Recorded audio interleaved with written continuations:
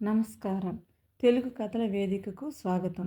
ఇక్కడ ప్రతి కథ మీకు ఒక కొత్త అనుభూతినిస్తుంది. మీ మనసుకు ఒక కొత్త ప్రయాణం. రండి, మనం కలిసి ఈ కథల లోకంలోకి అడుగుపెడతాము. ఈరోజు మనము రాప్తాడు గోపాలకృష్ణ రచించిన సీతమ్మత్త అనే కథను విందామండి. ఇక కథలోకి వెళ్దామా? సీతమ్మత్త మొగుడు పోయి 3 నెలలయ్యింది. ఆరోగ్యంగా ఉన్నవాడల్లా హఠాత్తుగా గుండె నొప్పితో చనిపోయాడు మామయ్య. 55 ఏళ్ళు కూడా నిండకుండా. మేమెవరమూ పలకరించడానికి కూడా పోలేకపోయాము తీరిక లేక. మాకున్న దగ్గర బంధువుల్లో సీతమ్మత్త ఒకత్తి. 3 రోజులైంది అనంతపురం పోయి బ్యాంకు పని మీద. ఆ రోజుతో నా పని పూర్తయింది. మరుసటి దినం ఆదివారం. ధర్మవరం వెళ్ళి సీతమ్మత్తను పలకరించి రావాలని ఆరాటంగా ఉంది. కర్నూలుకి వస్తే మళ్ళీ పోవటం కుదరదు. నా కోలీగ్ అండ్ బెస్ట్ ఫ్రెండ్ సీనుగాడు ఒకటే గోల. వాడికి ఎక్కడైనా అమ్మాయిని చూడాలంట. కుందనపు బొమ్మని. సీతమ్మత్త చిన్న కూతురు డిగ్రీ ఫైనల్ ఇయర్ చదువుతోంది. ఈ సంబంధం కుదిరిస్తే అత్తకు ఏదో ఒక సాయం చేసినట్లుంటుంది అనుకున్నాను. సాయంకాలం 6 గంటలకు రూమ్ ఖాళీ చేశాను. హోటల్ ఎదురుగానే బస్టాప్. 10 నిమిషాలు కూడా వెయిట్ చేయకుండానే వాయుదు బస్ వచ్చింది. పరిగెత్తుకెళ్ళి హ్యాండ్ కర్చీఫ్ వేయటంతో కిటికీ పక్క సీటు సంపాదించగలిగాను. కొన్ని సెకండ్లలో బస్సు క్రిక్కిరిసిపోయింది. బస్సు నిండా శ్రీకృష్ణదేవరాయ యూనివర్సిటీ స్టూడెంట్సే. వాళ్ళ మాటలు, పాటలు, మజాలతో నియాన్ లైట్ల టౌన్ సరిహద్దులు దాటి చీకట్లోకి జొరబడింది బస్సు. అప్పటికే అలసిపోయిన నాకు కిటికీలోంచి వస్తున్న చల్లటి గాలి ఊరట కలిగిస్తోంది. నిద్ర పట్టేటట్లు ఉంది, కానీ ఏవేవో ఆలోచనలు నిద్రకు ఆటంకమవుతున్నాయి. 3 నెలల తర్వాత పోతున్నందుకు అత్త నిష్ఠూరం పడుతుందేమో. అసలే మెతక మనిషి. మామ స్మృతుల్ని తలుచుకుని బావురుమంటే ఎలా ఓదార్చాలో ఇలా ఆలోచిస్తూ ఎప్పుడు నిద్రపోయానో.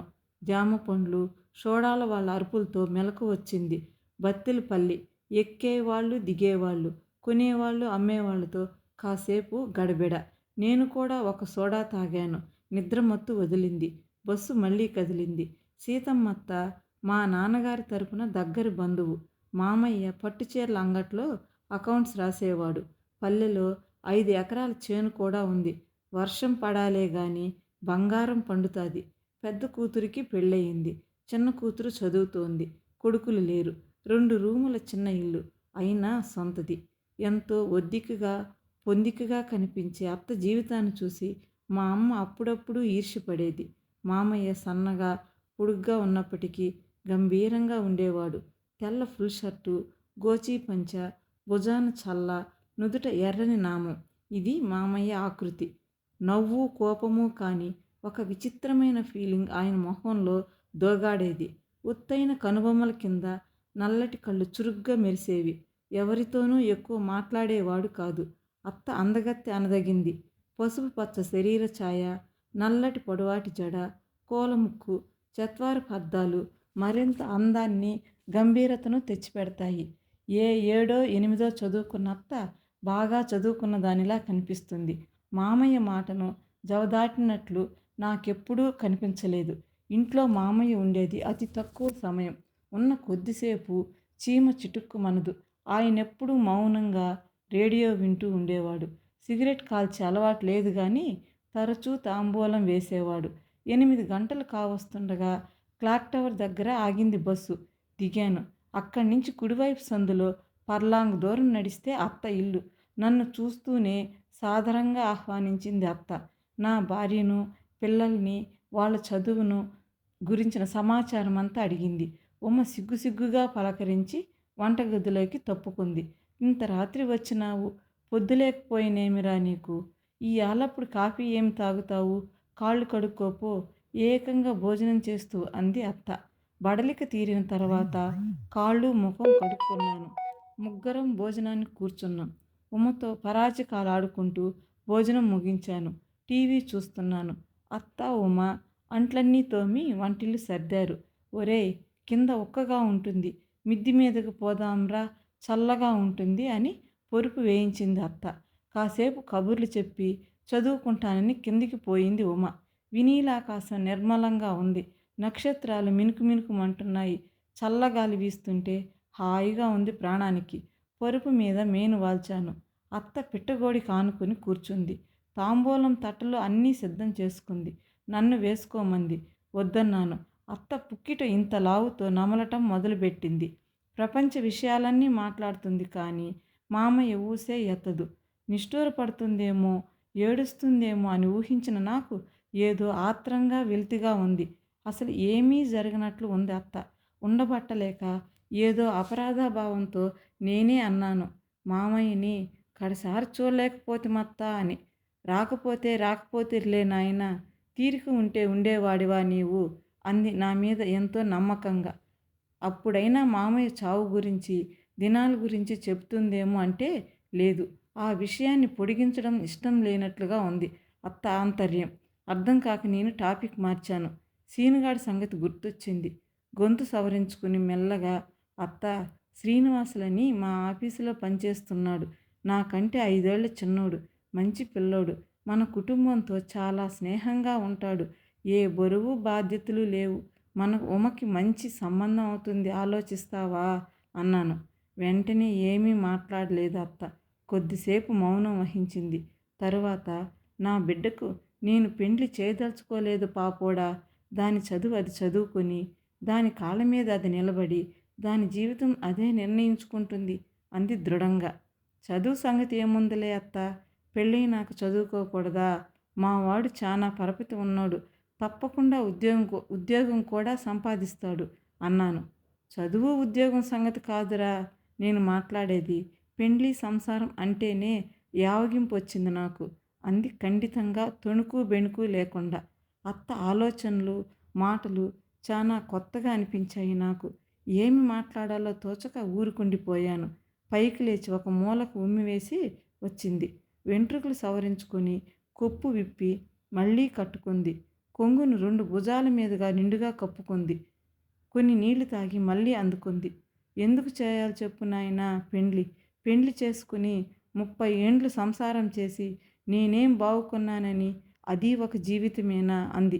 ఈసారి గొంతు పొలమారింది. నీకేమత్తా, ఏం పెద్ద బరువు బాధ్యతలుండాయని అట్లా మాట్లాడతావు? చిన్న కుటుంబము, చింతలు లేని కుటుంబము అన్నట్లు హాయిగా బతుకుతున్నారు. 5 ఏళ్ల కిందే పెద్ద పాప పెళ్లి చేస్తిరి. అప్పులు లేవు, సప్పులు లేవు. సొంతిల్లుంది. తినడానికి తక్కువ అయింది లేదు. ఇంకేం అన్నాను. అంతే నాయనా, మీ మగోళ్ళు అప్పులు సప్పులు, సొంతిల్లు సంపాదన గురించి మాత్రమే మాట్లాడతారు. ఆ ఇండ్లలో ఆడోళ్ళ బతుకు ఎట్లా ఉంటుందో ఎప్పుడైనా ఆలోచిస్తారా? పెండ్లి కాక మునుపు గుణసుందర సినిమా చూసి ఎలుగుగొడ్డుతో ఒక ఆడది సంసారం ఎట్లా చేసుంటుందబ్బా అని ఆశ్చర్యపడిపోతిని. దుఃఖమొచ్చి కండ్ల నిండా నీళ్లు పెట్టుకుంటుని. మీ మామతో సంసారం ఎలుగొడ్డు కంటే అధ్వానం తండ్రి.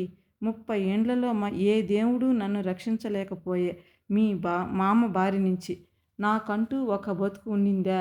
పక్కింటి వాళ్ళతో మాట్లాడినా అనుమానమే. సంవత్సరానికి ఒకసారి సినిమాకి పోతే మగోళ్ళు ఉండారని చెప్పి ఆడ తిప్పి ఏడ తిప్పి సగం సినిమా అయిపోయినాక ఏ డొక్కు కుర్చీలోనో కోలేసేవాడు. తను బయటకు పోతూనే ఇంటికి వాకిలి వేసుకోవడం మర్చిపోతే మళ్ళీ వచ్చినాక మా శనిద్రం వదలగొడుతుండే. ఆఖరికి నేను కట్టే చీరలు, రైకులు, లంగాలు నా ఇష్టం వచ్చినట్లు కొనుక్కునేదానికి లేదు. తను తెచ్చిందే కట్టుకోవాలా. వద్దులే నాయన, కడుపు చించుకుంటే కాళ్ళ మీద పడుతుందని చెప్పుకుంటూ పోతే ఈ రాత్రంతా రేపు పొద్దునంతా చెప్పొచ్చు. మహానుభావుడు. ఇంట్లో ఉంటే కాళ్ళు చేతులు ఆడక పట్టుకున్న సామాన్లు పట్టుకున్నట్టే జారిపోతుండే. ఎప్పుడో హిట్లర్ పాఠం చదువుకోనుంటివి. వానికి 10 రెట్లు మించినోడు మీ మామ. ప్రతాపమంతా నా మింద, పిల్ల మిందే. ప్రపంచానికేమో నోట్లో నాలిక లేనోడు. చచ్చిపోయినాడు. నలుగురు కోసమన్నా 2 కన్నీటి బొట్లు రాలకపోయే. మిగులుంటేనా రాలేదానికి. ఏమి అత్త ఇంత తెగించి మాట్లాడుతుంది అనుకుంటావేమో పాపోడా. నిజం చెప్తాను. నీకంటే అయినోడు నాకెవడుండాడు? మీ మామ సచ్చినంకనే హాయిగా ఉంది. ఇన్నాళ్ళు ఎట్లా బతికినానా అని తలుచుకుంటే గుండె దడ పుడతది. ఇంకెందుకు నాయనా దానికి పెండ్లి? దాని బతుకు నా మాదిరి కాకున్నా సుఖంగా స్వతంత్రంగా బతుకుతాదనే నమ్మకం లేదు. దాని బతుకు దాని నిర్ణయానికే వదిలేస్తాను అంది బొంగురు గొంతుకుతో. ఆ గొంతులో దశాబ్దాల బాధ గూడు కట్టుకునుంది. ఆర్తి ఉంది. ఆవేదన ఉంది. ఎంతో సజావుగా సాగిపోతుందనుకున్న అత్త కాపురంలో ఇంత బడబానలం ఉండేదని అర్థమయ్యేపాటికి నాలో ఏవో విచిత్రానుభూతులు కనిపించాయి. మాట్లాడడానికి మాట రాక స్తబ్దంగా ఉండిపోయాను. ఏదో మనసు ఉండబట్టలేక అన్నీ కక్కేస్తిని. నా భారమంతా దిగినట్లుంది. ఎట్లా నన్ను అర్థం చేసుకో. నువ్వు ఒక మగోడివే కదా. పొద్దుపోయింది. పడుకో. నేను కిందకి పోతుండా అని నీళ్ళ చెంబు నా తల పక్కన పెట్టి తాంబూలం తట్ట తీసుకొని మెట్లు దిగి వెళ్ళిపోయింది. ఇంకెక్కడ నిద్ర నాకు. అంతేనండి. కథ సమాప్తమండి. ఈ కథ మీ హృదయాన్ని తాకితే మీ స్నేహితులతో పంచుకోండి. ఒక చిన్న లైక్తో నన్ను ప్రోత్సహించండి. ఇంకా మరిన్ని కథల కోసం మా ఛానల్ని సబ్స్క్రైబ్ చేయండి. మళ్ళీ కలుద్దాం మరో అందమైన తెలుగు కథతో. ఉంటానండి.